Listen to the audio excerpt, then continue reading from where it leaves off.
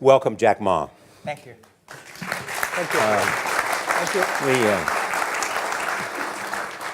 you. We've all become very cognizant of Jack and his story. And when Alibaba went public with the largest IPO in history, we knew a lot more about him. So I want to talk about his personal story.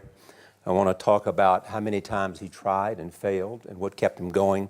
I want to talk about where he is today and how he got here, and where he is going and how he expects to get there. And if he gets there, what will it all mean for him and for the people that he wants to inspire? So I begin with this question, though, Jack. Why are you back at Davos? It's a long break for 7 years. I think my last trip here was year 2008. But I was coming for year 2001 for the Young Global Leader for Tomorrow. And remember, I never heard about the Davos when I came. But when I came, in the Switzerland, so many young people demonstrate. It was such a horrible scene that I was, and I asked them, why did they do it? They say, anti-globalization. And I say, why? Globalization is a great thing. Why people don't like it? And then we come all the way for 2 hours here. There's a machine gun. There's people checking. I say, oh God, is that a forum or is it a prison? We're gonna go. Is that? But when I joined the forum as the Young Global Leader, I was thrilled by so many ideas. For the first 3-4 years, I learned what does the globalization mean. What does the corporate citizenship mean? What about social responsibility mean? All these new ideas, and I see so many great leaders talking about leadership, and I benefit a lot. And the year 2008 and 9, when the financial crisis came, I think it's better to go back to work, because we can never win the world by talking. So go back, spend 7 years. Now I come back, I think it's time to do something return. Because I learned so much. Let's talk 12 years ago. So why I should not talking to the young global leader of today, sharing with them how we've gone through. Okay. So that was the thing. Let's start with where you are today. Just how big is Alibaba? How many people come every day? How many people come in a week? How fast is it growing? Yeah, we have over 100 million buyers visiting our site, shopping our site every day. And we created 100 million every day. We created 14 million jobs for China, directly and indirectly. And we grow from 18 people to 30,000 people, 18 people in my apartment, to now we have 4 big campus. Compared to 15 years ago, we were big, but compared to 15 years later, we're still a baby. How big will you be 15 years from now? I think 15 years ago, I told my team that in the past 15 years, we grow from nothing to this size. And 15 years later, I want people to know about Alibaba, know Taobao, because it's already everywhere. I want 15 years ago when we talk about what is e-commerce, why small business can using this e-commerce, this internet, can do business across the nation. And I hope 15 years later, people forget about e-commerce because they think it's like electricity. Nobody thinks it's a high tech today. Now, this is something that I don't want 15 years later, we still walk on the street talking about why and how e-commerce can help people. Talk about the IPO. Did it exceed your expectations? Well, it's a pretty small IPO, 250. Yes. Yeah. The largest IPO in the history of Wall Street. We raised. And number 2 was a Chinese bank. Thank you. I remember year 2001. We went to raise some 5 million, 3 million venture capitalist dollars in the USA, and got rejected. And I say we come back raising a little bit more. But I think, what we think more about is for $25 billion, how we can spend the money efficiently, because this is not the money, this is the trust from the world, the trust from those people. They want to do better jobs to help more people. They want to have a good return. So I think gives me more pressure because when our market cap is bigger than IBM, for a certain day we're bigger than Walmart. We're one of the top 10, 15 largest market cap company in the world. I told my team and myself, is that true? We're not that good. Because years ago, people say, Alibaba model is terrible. Does not make money, have this and that, all the big bad things, because Amazon is better, eBay is better, Google is better, and there's no such model like Alibaba in the USA. So I told myself and people, we were better than people thought. But today, when we are that big size, I said, no, we are not that good as people thought. We're just a company 15 years old.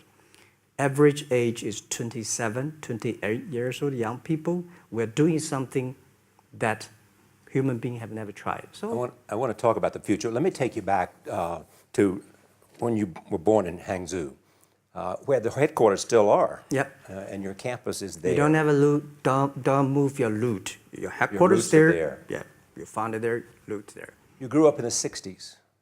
64. Born in 64.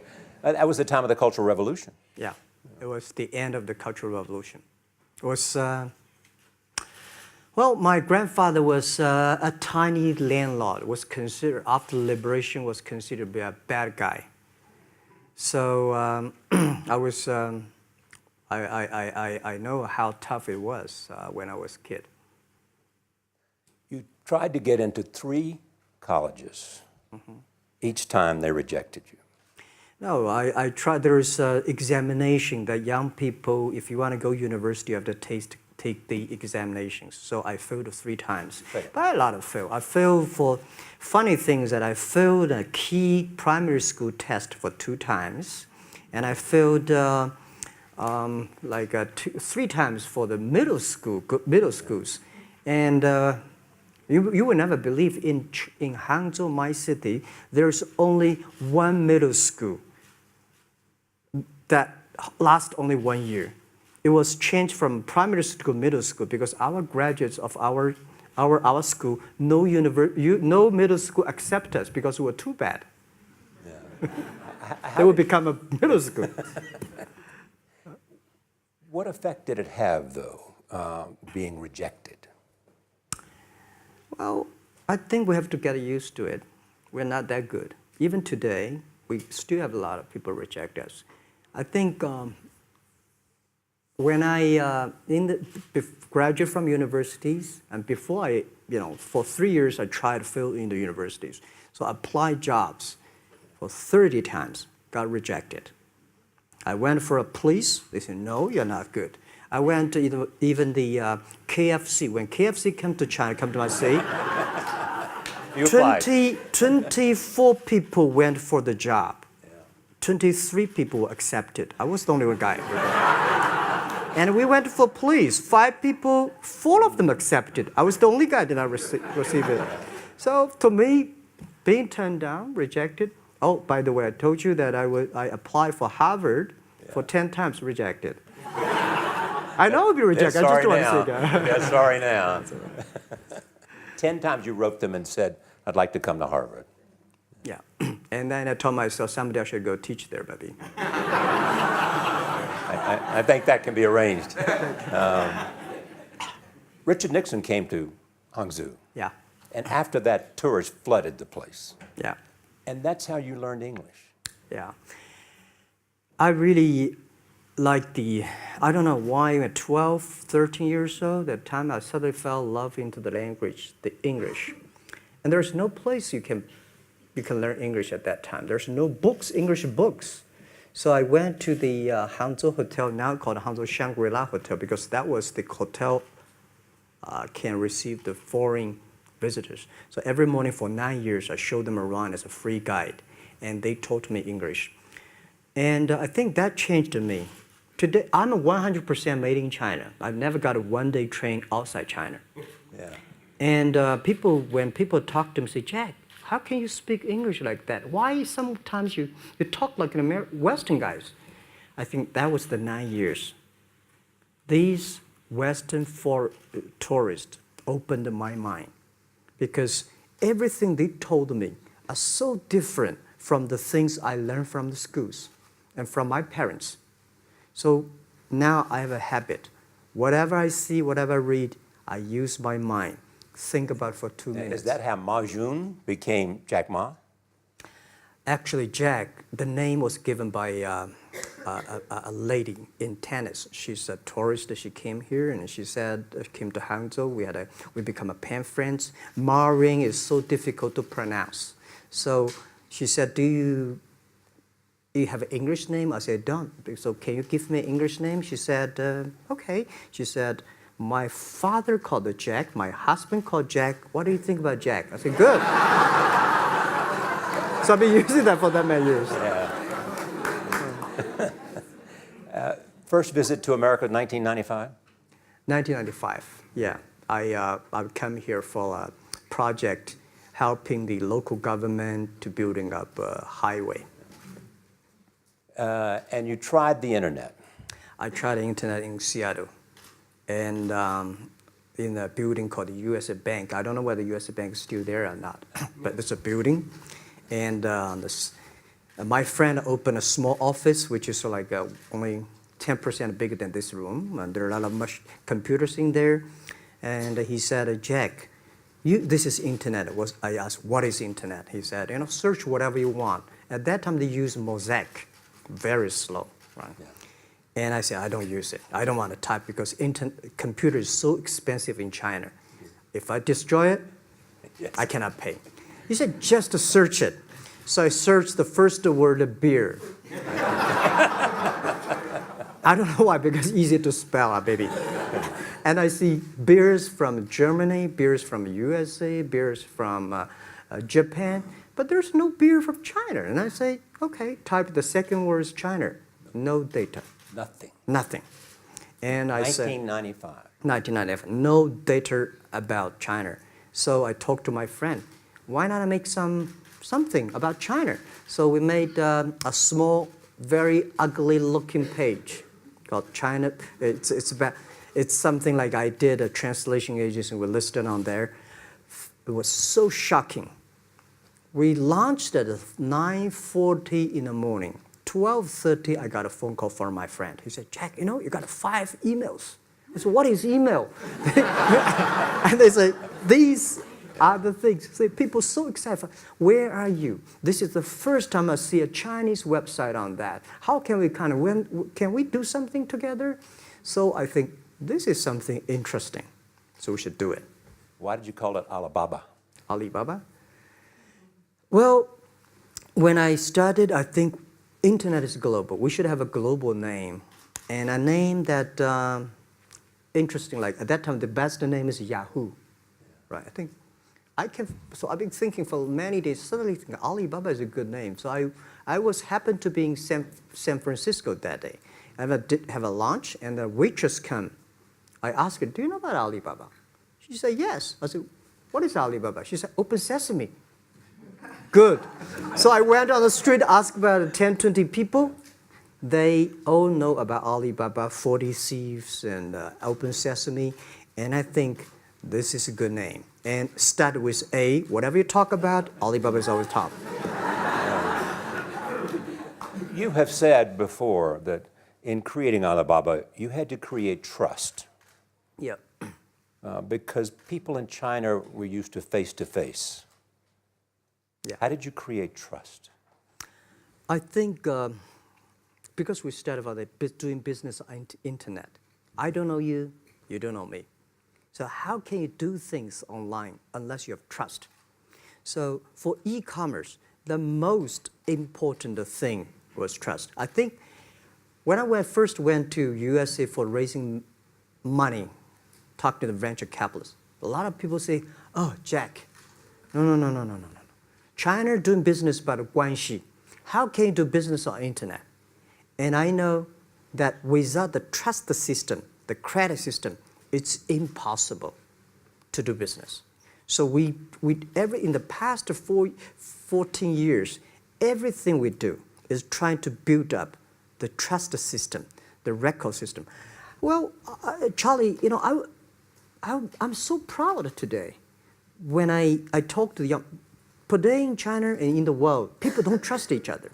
The government and people and media and everybody think, this guy's cheating. But because of e-commerce, we finish 60 million transactions every day. People don't know each other. I don't know you, I send products to you. You don't know me, you wire the money to me. And I don't know you, I give a person a package, I don't know him. He took something to cross the ocean, cross the river, and send. This is the trust. We have at least 60 million trust happening every day.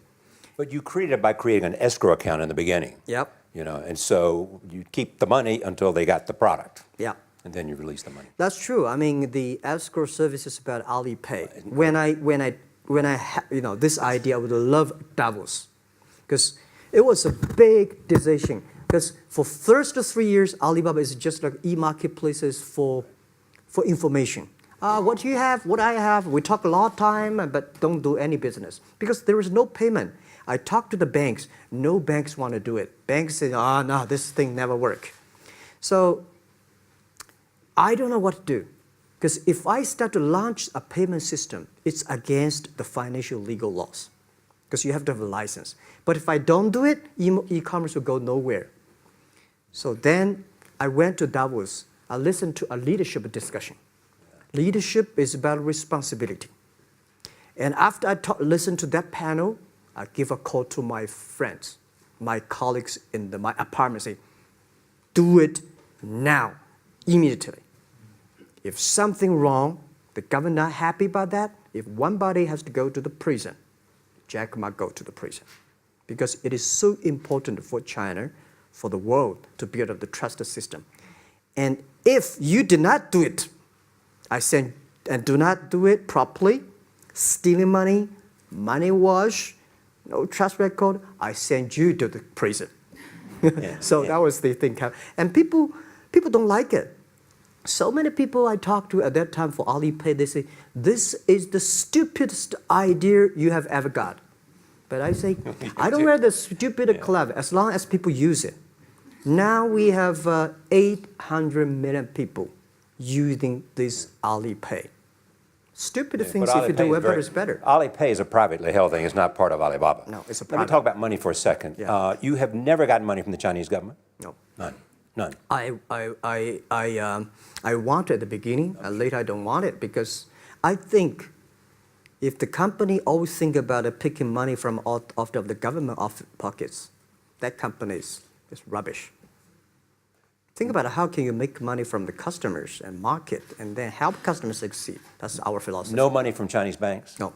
I at that time I want, and now they want to give me, I don't want it. Yeah.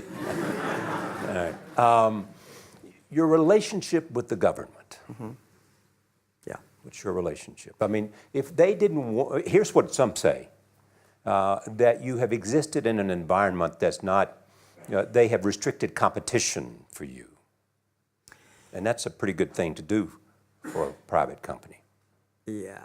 I think the relationship with the government for us is very interesting. For the first 5 years, because I've been working as a part-time jobber for a government organization called Ministry of Foreign Trade, 1997, for 14 months. And I learned that you should never rely on government organization to do e-commerce. And I started a business. I told my people and team, in love with the government, don't marry them. Yes. Respect them. And a lot of people say, well, government officers talking about internet, the censorship and this, that, and they worry about. I think it's the opportunity, it's a responsibility talking to them, tell them how internet can help. So you tell them we create jobs. Oh yeah, I think a lot of people debate and fight against them, and in the first 12 years, anybody come to my office, I sit down, talking to them, how we can help economy, how we can create jobs, why China will improve by the internet. I think because internet at that time is new to any government, and if you convince somebody, and you have the chance. So today I'm very talkative. This is why I talk to so many people. So, I mean, if the government comes to you and asks you to do something for them. Normally, when government comes say, Jack, can you do this project? I say no. I say no. I can introduce some friends who are interested in doing that for you. But if they continue to want me to do it, I say, okay, I do it, but I don't charge. I hope next time don't come to me again. But recently, we help some government organizations do it. For example, every Spring Festival, the train ticket is so difficult. Hundreds and thousands of farmers work in the cities. In the Spring Festival, they go to the hometown. But when they order tickets on the other way, the whole system crashed for 5 years. So I told my young people, go support them. Don't charge anything. Because I don't want to see millions of farmers go back to city and they cannot buy the tickets. So it's something that it's not for money. It's something it's not for the government. It's for the millions of people. They can buy tickets in a snowy night and they don't have to wait. They just use mobile phone, online, they get ticket. One way stop along the route to where you are in that big IPO was Yahoo. Jerry Yang gave you invested $1 billion. Yeah. $1 billion. Yeah. It turned out to be a pretty good investment for Yahoo. Yeah. But one time after another, you raised this money on your own outside of China with investors. Mm-hmm. Yeah, I'm very thankful for all the investors because 1999, year 2000, and even at the Yahoo time, a lot of people say this Jack is crazy. He's doing something that we don't understand. A lot of venture capitalists give you money because there is such a American model already there. But they say, Alibaba, we don't see this kind of model, right? They say Jack's crazy. Yeah, this is crazy guy. I mean, I remember my first time in Time magazine, they call me Crazy Jack. And I think crazy is good. We are crazy, right, but we're not stupid. We know what we are doing, but if everybody agree with me, if everybody believe our idea is good, we have no chance.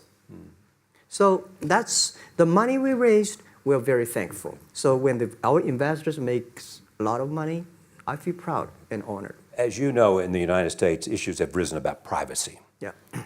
Google and Apple, and questions of whether the government should have access to files. How do you handle that if the Chinese government says you know a lot about people? Mm-hmm. You have transactional relationships with lots of people. Mm-hmm. And they say, we want to see your files. Well, so far, I don't have this kind of problems from Chinese government. And I told them, any government, if you come here for the national security, anti-terrorist, well, anywhere, anti-terrorist, we work together. It's a criminal, we work. But rest of that, no. I said, we are a business. The data is so precious because we don't know how. Because if we give to anybody, it's going to be a disaster. And also about privacy issues. I think, just like hundreds of years ago, people say, I would rather put money under my pillow rather than put in the banks. But today, banks, they're special. They know how to protect money much better than you do. Privacy issues, all these kind of securities, today, we may not have the solutions. We don't have the answer. But I believe our young people have the solutions. In the next 10, 20 years, there will be breakthrough on that. And I'm fully confident on that. Your life is a testament to the idea that nothing is impossible. That if somebody says no, you say it's just the beginning. Where does that come from? Well, at the beginning, I never thought, I thought when I was young, I said, everything's possible. Now I know not everything's possible. When you have something, you have to think about, you have to consider about the others. You have to consider about the customer, society, your employees, your shareholders, society. There are so many things that I think if you continue to work hard, there's possibility. And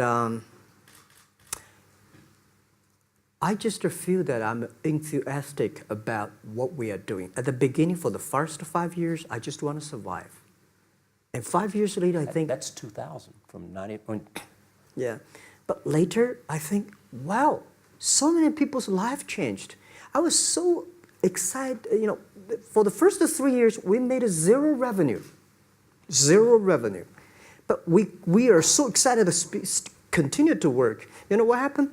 I remember many times when I go to a restaurant and have dinner, somebody came, when I was trying to pay the bill, the owner of the restaurant came to say, "Sir, your bill is paid by someone." And the small note say, "Hey, Mr. Ma, I'm your customer of Alibaba Group, Alibaba platform. I made a lot of money, and I know you don't make any money. I pay the bill for you." Yeah. And I remember one day that I was sitting somewhere in the coffee, somebody sending me a cigar. I don't smoke cigar, but there's a note, "Thank you very much, I'm your customer." And I remember in the Taobao days, I was at the Shangri-La Hotel in Beijing. When I get on the taxi, the man who opened the door for me, the boy at the gate, he said, "Jack, thank you very much. I'm service here. My girlfriend makes more money than I do on your site." And this is something that you know that it's not amazing. If you don't do it, nothing's possible. If you try to do it, at least you have the hope. The revenue comes from advertising and a smaller amount from transactional fees. Yeah. Most of it from advertising. Tiny. Tiny from advertising? Tiny from advertising, tiny from transactions, because we need big mass. Now we have more than 10 million small business, power sellers selling our site to everywhere. So the transactions we have is second after Walmart. So tiny. Second after Walmart. Yeah, tiny of the of the money already make us big. So, we second after Walmart. I remember one of the senior management of Walmart guys came to Hangzhou 5 years ago. He said, "Jack, you did a great job," and blah, blah, blah.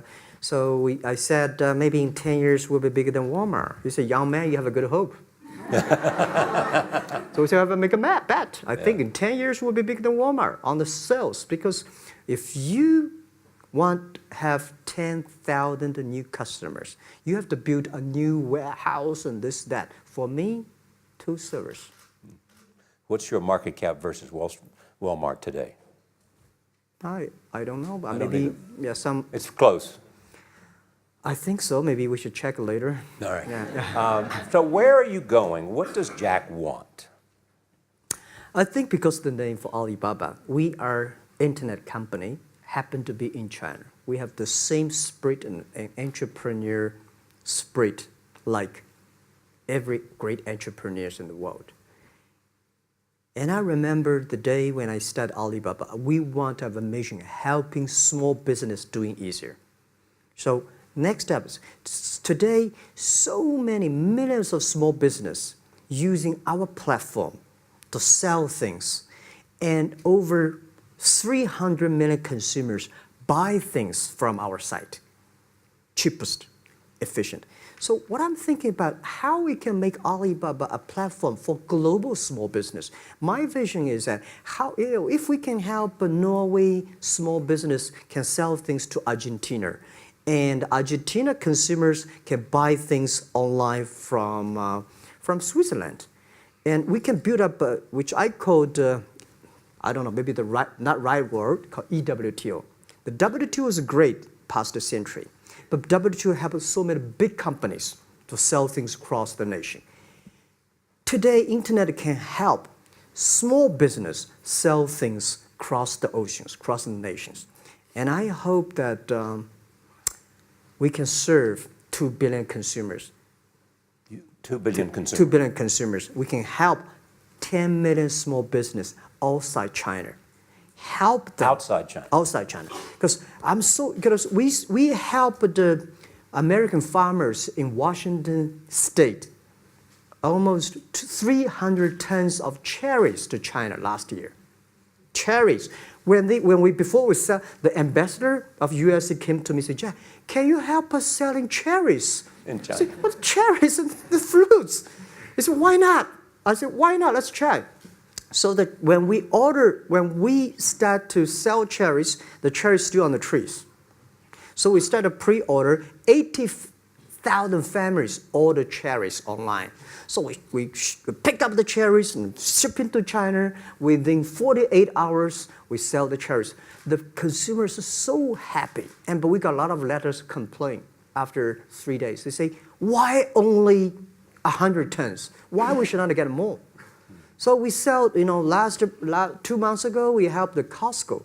We sold 300 tons of nuts to China. So I'm thinking about if we can sell, we're also selling Alaska seafood to China. So if we can sell seafood, if we can sell the cherries, why we cannot help American and European small business selling things to China consumers? China needs that. So this is what I want to do is that 2 billion consumers, China, Asia, developing nations, how we can let them buy things globally. Alibaba rode with the millions of people that went from poverty to the middle class in China. I mean, you were right there growing as they grew and increased. When you look at the international markets, you're doing well in Russia? Yeah. How well? We do pretty good on Russia, and we do also pretty good at Brazil. In Brazil? Russia, I think now I don't know, we are if not the number 1, we're the number 2 or number 3 largest. E-commerce. E-commerce. I remember last year we had a campaign. The campaign is that a lot of Russian girls and boys want to buy things from China. You know how many days a Russian girl placed an order and received the products from China? 2 years ago, 4 months. Even that, people are so happy about all the thing. And last year, the campaign, within 1 week, we crashed the whole logistics system of Russia. All right. You were also seen in Hollywood. Yeah. What are you doing in Hollywood? Well, I like the Hollywood innovation at the digital background. I learned so much about the Hollywood movies, especially the Forrest Gump. You love Forrest Gump. I love Forrest Gump. Well, why do you like him? Simple. Never give up. Never give up. People thinking he's dumb, but he knows what he's doing. And I was very depressed the day, year 2002 or 3 in the States, when a bit earlier than that. I was very depressed when I could not find out a way for the internet. And then I watched the movie in my friend's home, Forrest Gump. When I see him, I think, this is the guy we should learn from. Believe what you're doing, love it, whether people like it, don't like it, be simple. And like the word, life is like a box of chocolate. You never know what you can get, right? I never know I would be here talking to you and talking to Charlie Rose. I never know. But today I made it. I told my people in my apartment 15 years ago, guys, we have to work hard, not for ourselves. If we can be successful, 80% of the young people in China can be successful. We don't have a rich father, powerful uncle. We don't have $1 from bank, 1 cent from government. Just work as a team. So what do you worry about? I worry about it today. Young people, a lot of young people lose hope, lose vision, and start to complain. Because we also have the same period. Because when it's not a good feeling being rejected by so many people. We also depressed, but at least later we find that the world has a lot of opportunity. How you see the world, how you catch the opportunity. So, in the Hollywood gives me a lot of inspiration. You know? But you were out there for business. You were out there because you want to make movies and sell them. I want to make the movie for business-wise. We are e-commerce company. We have a lot of products that need logistic. But movie, TV, these are things you don't need logistic system. And movie probably is the best product that can help Chinese young people to understand. Because one thing I told the Chinese people, my friends, in American movie, all the heroes at the beginning, they look like a bad guy. Terrible things coming, they become a hero. And finally, they all survived. China, if you're a hero, all the hero died. So, because only dead people become the hero. So nobody want to be the hero. So you want to change the Chinese definition of hero? Yeah, I want to say hero. Today we have so many heroes live in this world. Are you still writing these kung fu novels, or are you just reading them? I read them, and I start to write something. I think it's fun. The kung fu is something you start to think about something that you cannot do. But if you have some luck, if you continue to practice, if you got a good master, if you're a good team, you're an expert. So at least to make me, when I'm busy, when I'm tired, frustrated, I read kung fu books. And You also travel with a Tai Chi. Am I saying that right? A trainer. Tai Chi? Tai Chi. Tai Chi. Tai Chi, yeah. What does that do for you, other than keep you in good health? I love Tai Chi. Tai Chi is a philosophy about yin and yang. Yeah. Tai Chi is about how you balance, how you work, like a competition. People say when I compete with eBay, say, you hate eBay. No, I don't hate eBay. It's a great company. You know, they come, I go. You know, Tai Chi is like, you fight here, I go over there. You put it on the top, I go to down, right? So it's a balance, right? You are heavy, I'm small, you know. When I'm small, I can jump. You're heavy, you cannot jump. So the Tai Chi is better philosophy. I use in Tai Chi philosophy in the business. Calm down. There's always way out. And keep yourself balanced. And meanwhile, don't try to, because business is a competition is a fun. Business is not like a battlefield. You die or I win. Business, even if you die, I may not win. Right? So it's better fun. So Tai Chi gives me a lot of inspirations. But you want your life and you want this company, Alibaba, to change the world. And you're changing the world if, in fact, you provide a forum for buying and you enable people to earn a living. Yeah. But also, you believe that Alibaba ought to change the lives of women. So what are you doing? At first, I think many years ago, I want to change the world. Now, I think if we want to change the world, we change ourselves. Change ourselves is more important and easier than change the world. And second is that I want to improve the world. Because it changed the world may be Obama's job. Because my job is to making sure that my team are happy. Because my team are happy, they can make my customer happy. If my customer, they are all small business. When they're happy, we are happy. About women, one of the secret sauce for Alibaba's success is that we have a lot of women. What percentage of women Well, among one Alibaba day employees? before, I think 2 or 3 months before we IPO, there's American journalist come to our company. She asked me a question. Jack, I've seen so many women in your company. I say, what's wrong? We have later we find that we have 47% of the employees of our company are women. How many? 40? 47% of our company are women. And we actually had a 51 because we acquired some company these days. They have more men, so balance that.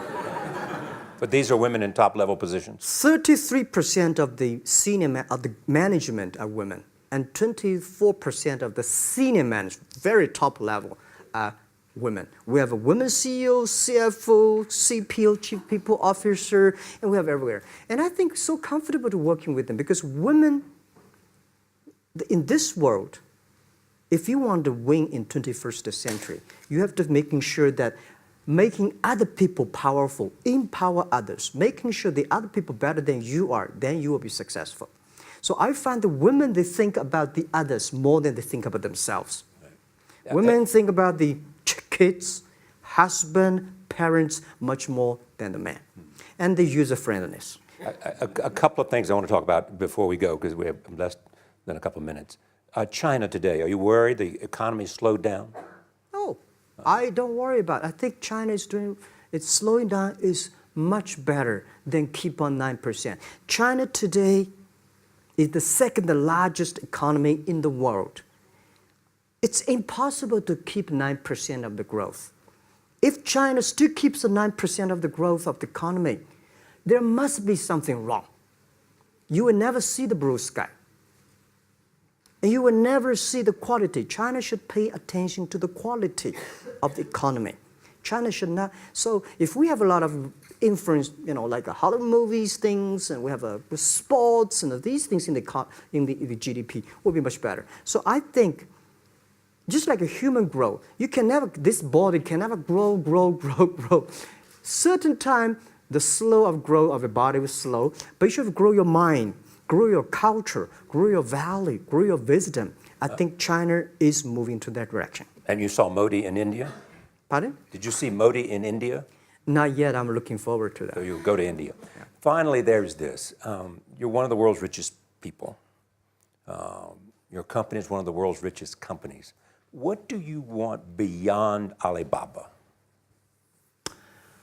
Well, by richest people, I was really not happy in the past 3 months when people say Jack Ma is the richest people of China. Global celebrity, they said. No, I'm not. When I started the business, you are. I never thought, because how many? Yeah, maybe I am. Not, but I think 15 years ago, in my apartment, my wife was at that time one of the 18 founders. I asked her, "Do you want your husband to be a rich person?" I never said rich person in China, rich person in Hangzhou, or you want your husband to be a respected person. She said, "Of course, respected." Because she never believed, and I don't believe we'll be rich people. We just want to survive. But I believe when you have $1 million, that's your money. When you have $20 million, you start to have a problem. You worry about inflation, which is stock to buy and this, that, had it come. When you have $1 billion, that's not your money. That's the trust society gives on you. They believe you can manage the money, use the money better than the government and the others. So I think today, I have the resources, do more things. With the money we have, with the influence we have, we should spend more time on the young people. And I would say, someday I'll go back to teach. Go back to school, spend time with the young people, and sharing with them what I done. So the money is not mine. I just happily and having these resources, then I want to do a better job. Just tell them your story.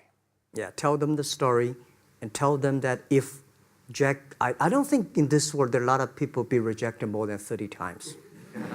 If we, the only thing we never give up, the only thing we're like a Forrest Gump, we keep on fight, we keep on changing ourselves. We don't complain. Whether you were successful or not successful, I find that people, when they finish the job, if they make the mistake, if they fail, if they always complain the others, this guy will never come back. If the guy only check himself, yeah, something wrong with me here, something wrong with me there, this guy has a hope. Jack, on behalf of everybody in this audience and a television audience around the world, thank you for taking your time to be with us. Thank you, Ray. Thank you. Thank you. Thank you so much, Rob.